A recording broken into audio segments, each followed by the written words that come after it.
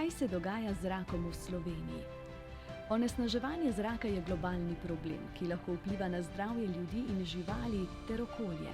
V Sloveniji je največji vir onesnaženosti zraka cestni promet.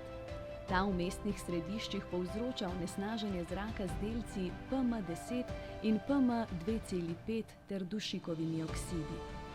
Z uporabo ali nakupom električnega ali hibridnega vozila prispevamo k čistejšemu zraku v mestnih središčih.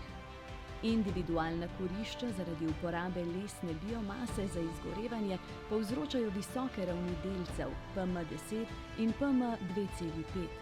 Zato za pravilno kurjenje potrebujemo sodobno kurilno napravo in suh les.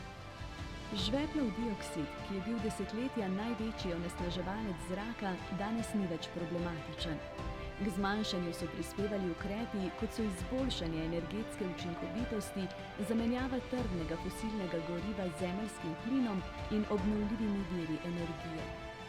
Za izboljšanje kakovosti zraka so se v zadnjih 10 letih izvajali številni ukrepi, kot so subvencioniranje toplotnih črpalk in kotlov na lesno biomaso, toplotna izolacija stavb ter energetsko učinkovito prezračevanje.